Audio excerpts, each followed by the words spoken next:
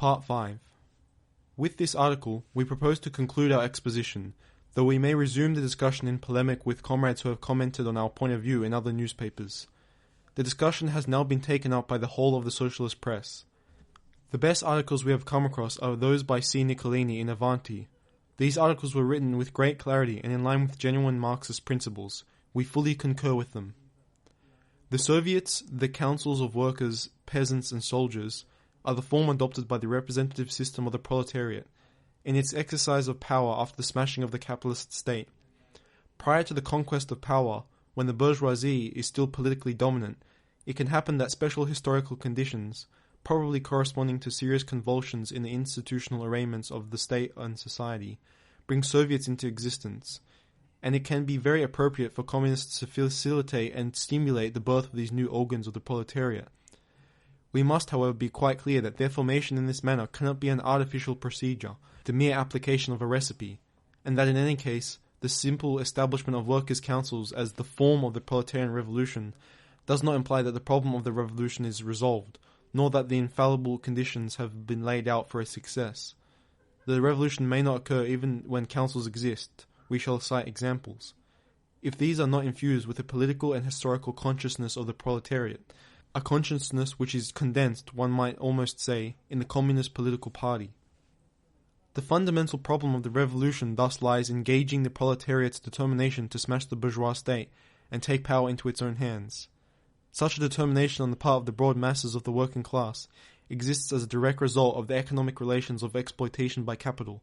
It is these which place the proletariat in an intolerable situation and drive it to smash the existing social reforms. The task of the communists, then, is to direct this violent reaction on the part of the masses and give it greater efficiency. The communists, as the manifesto said long ago, have a superior knowledge of the conditions of the class struggle and the proletariat's emancipation than the proletariat itself. The critique they make of history and of the constitution of society places them in a position to make fairly accurate predictions concerning the developments of the revolutionary process.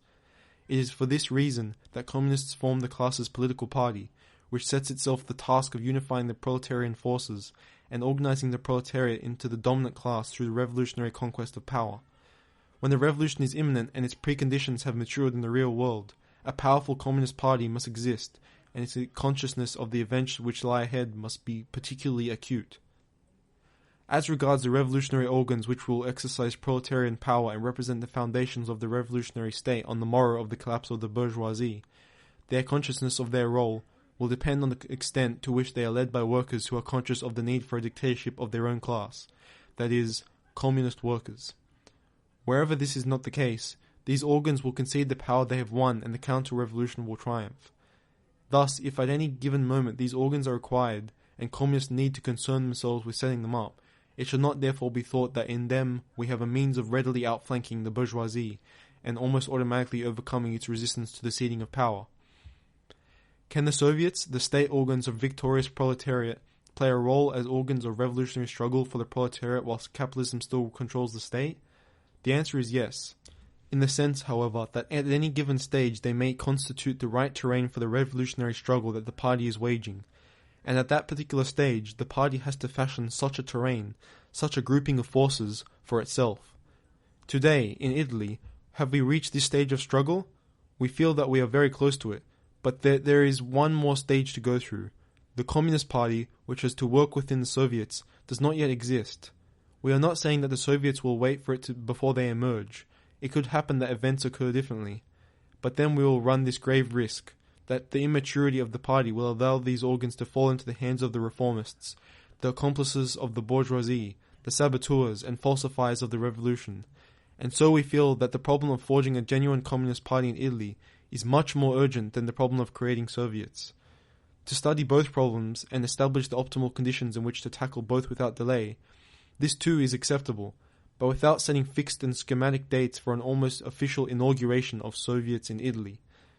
To accomplish the formation of the genuine Communist Party means sorting out the communists from the reformists and social democrats. Some comrades believe that the very proposal to set up Soviets would also facilitate this sorting out process. We do not agree, for the very reason that the Soviet, in our view, is not in its essence a revolutionary organ. In any case, if the rise of Soviets is to be the source of political clarification, we fail to see how this may be accomplished on the basis of an understanding, as is the Bombachi proposal, between reformists, maximalists, syndicalists, and anarchists. On the contrary, the forging of a sound and healthy revolutionary movement in Italy will never be accomplished by advancing new organs modelled on future forms, like factory councils or Soviets, just as it was an illusion to believe that the revolutionary spirit could be salvaged from reformism by importing it into the unions, seen as the nucleus of the future society.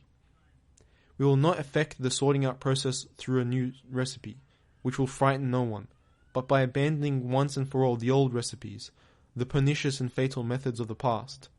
For well-known reasons, we feel that if a method has to be abandoned and expelled along with non-communists from our ranks, then it should be the electoral method, and we see no other route to the setting up of a communist party that is worthy to affiliate to Moscow.